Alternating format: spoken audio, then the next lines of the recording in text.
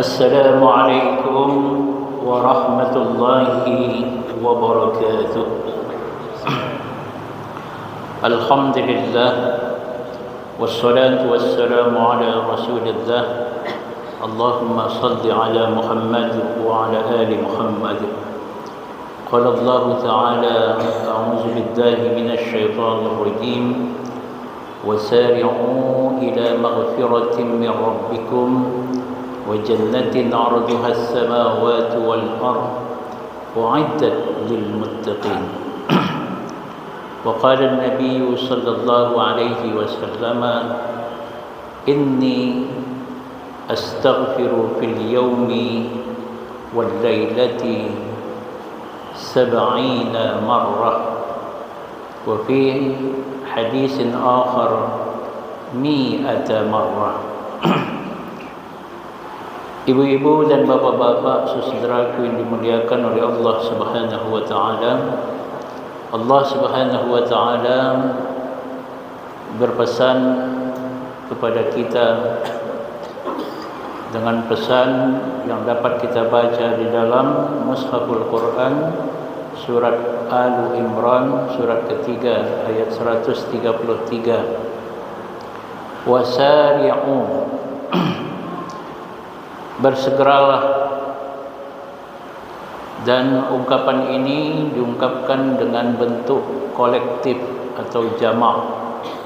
Ini menghendaki perintah ini dilakukan secara kolektif atau berjamaah. Wasari'u, jika seorang bapa sudah pergi ke masjid tetapi istrinya belum pergi ke masjid, berarti belum sari'u. Istri ke masjid, suami tidak, belum sari'u. Suami istri sudah tidak membawa anak, belum sari'u. Suami istri sudah membawa anak, kebetulan sudah bermenantu, menantu tidak pergi, belum sari'u.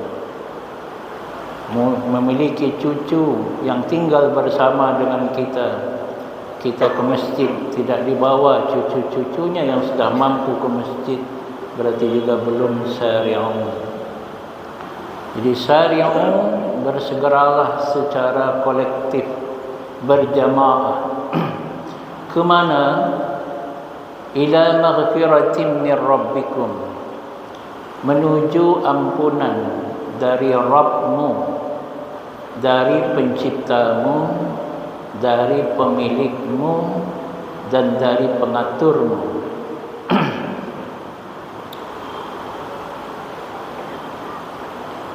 Terkait dengan maghfirah ini, maka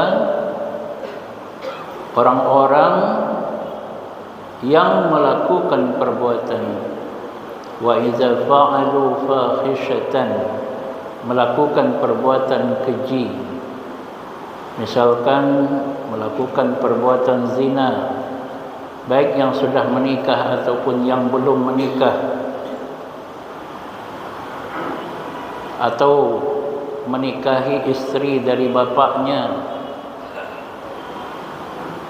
dan perbuatan-perbuatan fahisyah lainnya, terbersit untuk melakukan itu. Au zalamu anfusahum, juga menzalimi diri sendiri, antara lain dengan melakukan perbuatan-perbuatan syirik. Maka diminta untuk zakarullah, untuk menghadirkan Allah di dalam dirinya, dan kemudian memohon ampun. Fastaghfaru li dzunubihim, memohon ampun ini jika perbuatan dosa itu langsung terkait dengan Allah, maka seseorang diminta untuk melakukan taubat. Pertama, dia tahu perbuatan itu adalah dosa. Yang kedua, dia menyesal sudah melakukan perbuatan itu. Dan yang ketiga, dia bertekad tidak akan melakukan perbuatan dosa itu dan juga dosa-dosa yang lainnya. Jika itu dosa terhadap Allah, maka Allah Ghafur, akan mengampuninya. Yang masalahnya adalah jika perbuatan dosa itu juga terkait dengan makhluk Allah yang lain. Misalnya pernah mencaci orang, pernah menfitnah orang, pernah memakan harta orang, pernah menumpahkan darah orang, pernah memukul orang. Allah Subhanahu wa taala akan mengampuninya jika orang-orang yang pernah dizaliminya itu sudah meridainya.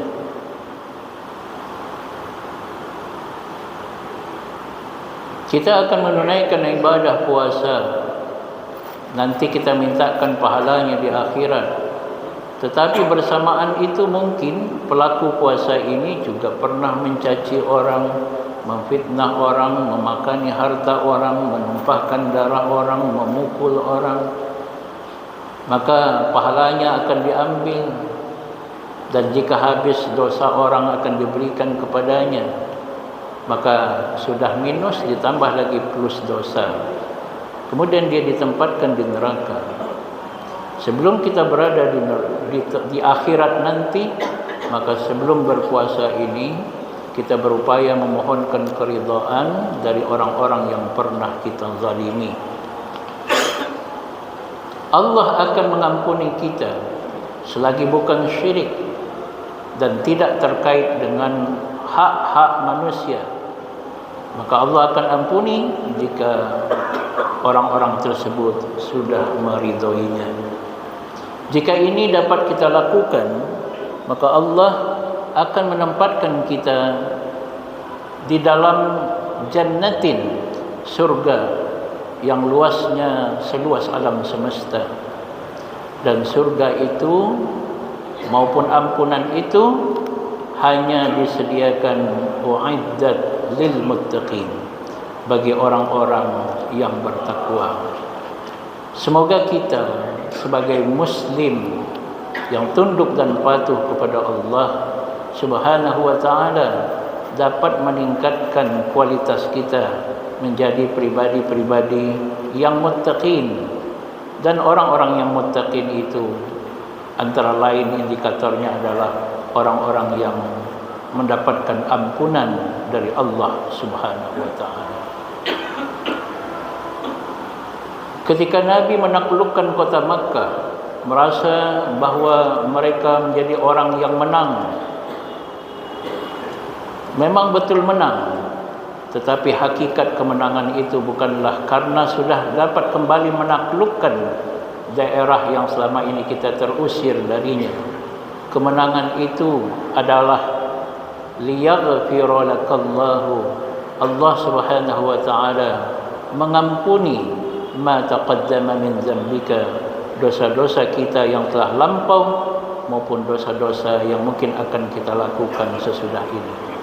Itulah hakikat orang yang menang, sebagaimana diungkapkan oleh Allah, inna fatahna laka fatham mubina. Semoga kita termasuk hamba-hamba Allah yang diberikan maghfirah, dan dengan demikian kita akan memperoleh jannah, dan jannah itu hanya disediakan untuk orang-orang yang muttaqin. Assalamualaikum warahmatullahi wabarakatuh.